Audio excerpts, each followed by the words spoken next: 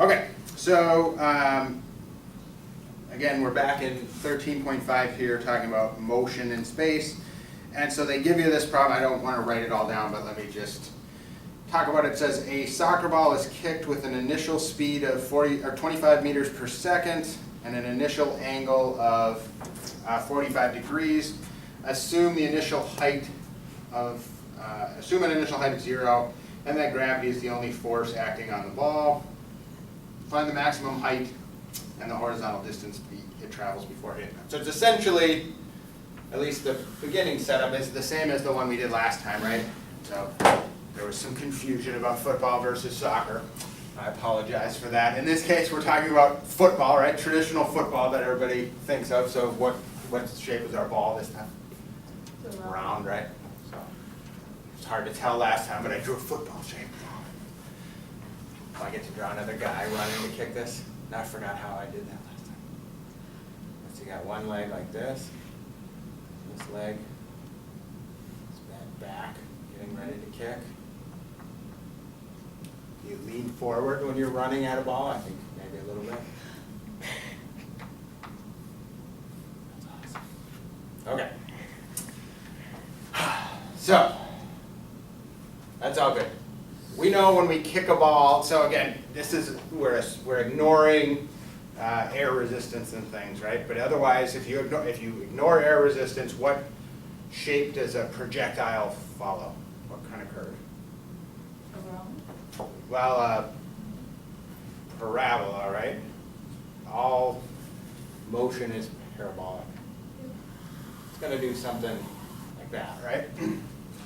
And so they're asking us for a couple things. They want us to know how far it travels before it hits the ground, so we're going to eventually want to find this. And then I think they asked for the maximum height too, right? But let's get the setup. So the setup was that the ball was struck with an initial velocity of 25 meters per second. So what's that represent? Speed. The speed, and so the length of your velocity, right? And then it's struck at 45 degrees, right? So it's going to assume that's 45 degrees. That makes sense? So we're moving up here at 45 degrees, and then the length of this, here's our v, its length is 25. Everything's in meters in this problem, right? Times in seconds. So we got that set up. So, like we did last time, what is, so, and I should say not just v, but v of 0, right? Your initial velocity is that. What is v of 0 now if I put this 25 cosine is your x, right? And then 25 sine. Is that okay? 45. This time, let's actually fill in those numbers, because we do have nice values for sine and cosine of 45 degrees, right? What are they? Square of 2 over 2. Square root of 2 over 2, or 1 over square root of 2 if you want. I'm going to write them that way just because then I can write it like this. 25 over the square root of 2. 25 over square root of 2. So if you know, your angle's 60 degrees or 30 degrees, I would take advantage of the fact we have those nice values. But if it's some other thing, like I think the last one was 40, right? In the previous, or in the lecture. And so if it's 40 degrees, well, don't bother. Just leave it at that until the end, because you don't want to try to approximate. But there's a nice value. Okay, what's our initial position? 0, 0. Yeah, we're just going to assume that's the starting point. We know the height's 0, right? So we want that. And then it tells us the only force acting on this is gravity, right? So what's that mean? Our acceleration as a function of t actually is what? 0, negative 10 or 9.8. 9.8. And that's good enough if you know it to a few more decimal places. You're welcome to use that, but 9.8 will always be close enough for our purposes. Okay, does that make sense? And so we'll just build this thing up. Right now we have A, we know the initial velocity, the initial position, and then we'll try to figure out those things afterwards. So let's come up with R of t, and then we'll go back to it. And this is the same sort of process every time. So if A of t is this 0, negative 9.8, then what's v of t? 0, negative 9.8 t, and then plus some constant.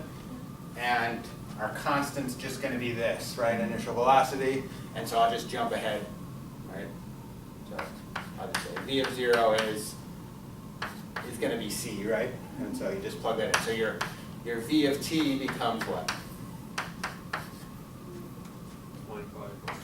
25 over root 2, right?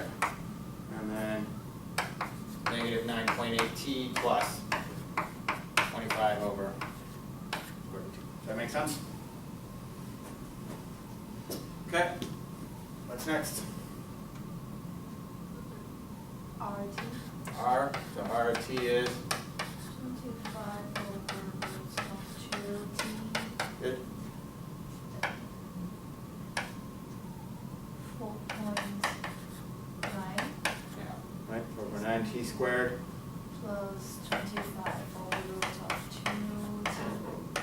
2t. T, and then plus a constant. What's the constant this time? 0.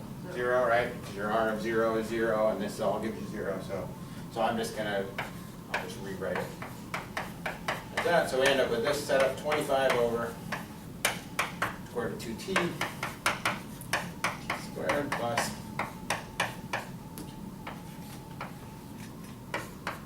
Okay, and now let's go back to the question and actually answer what's being asked. So it says, let's see, assuming this, find the maximum height and the horizontal distance it travels before hitting the ground. And so I guess before we do that, let's, how do you find maximum height? Or maybe I guess I should say, so here's R of t, right? It's a vector valued function. What's this telling you? It's telling you where the x values are, right? So our x values are coming here. Our y values, I'll draw it over there, but they're going up, right? And so when we want maximum height, we're looking for the maximum y value, right? And then when it hits the ground, what are we looking for? The minimum. Well, sort of the minimum, although this, right, if you just follow this and keep plugging in t, it'll give you negative values, right? This ball will blast through the ground and just slip away. But yeah, so here, right, so we want x when y is 0, right? So we'll find when y is 0 and then plug it into x to get this value. And then here we just want the max of y, right? And so let me just, I'm going to just split them up and call them x and y now instead of r, but you can keep it in that other form, but I'll find this more useful.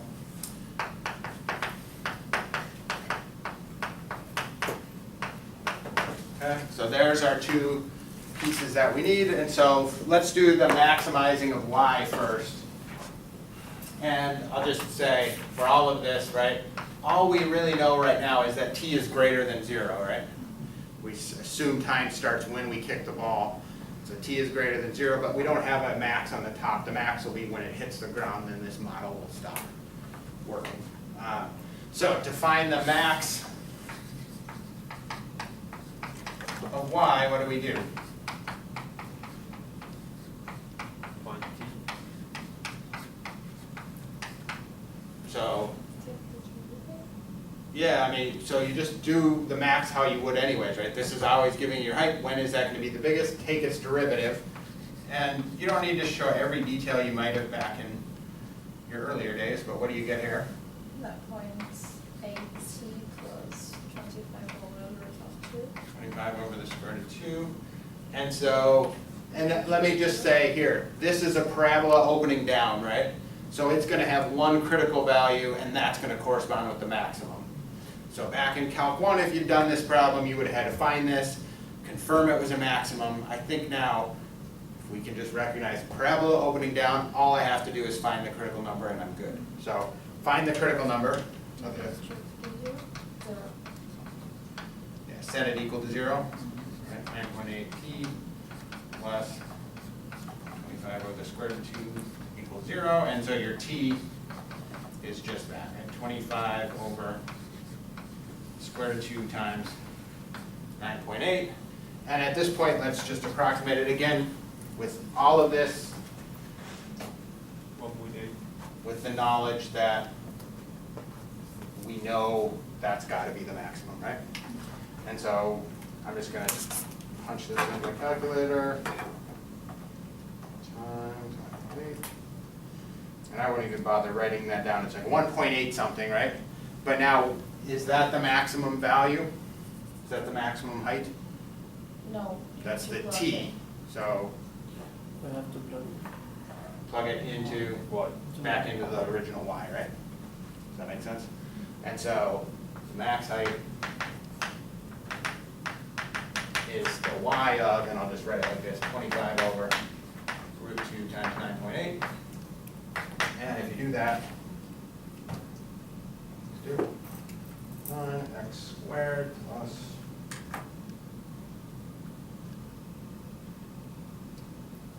so double check, see if you're getting the same thing, but I'm getting negative, I'll just round to 3, or 15.94, 944, and what were our units in this one? Meters. Does that make sense?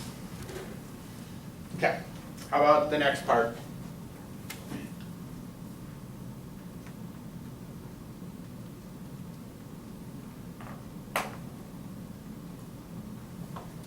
Oh.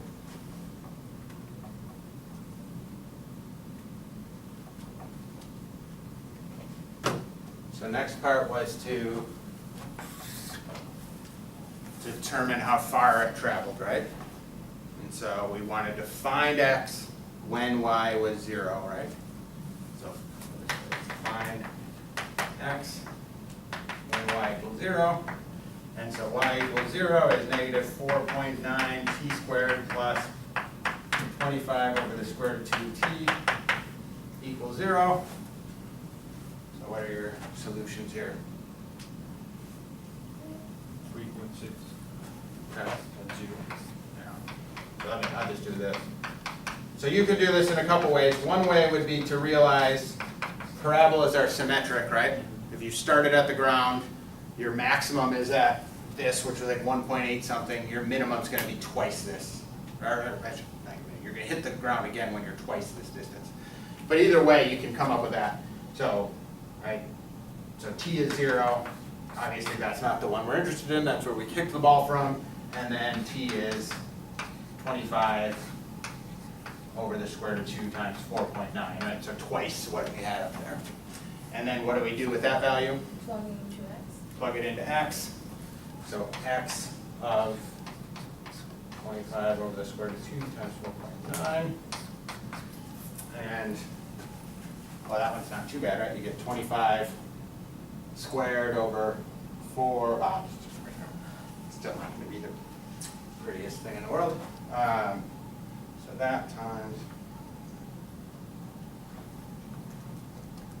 all right, so I'm getting 63.776 meters. That make sense? All right. Any questions on this one?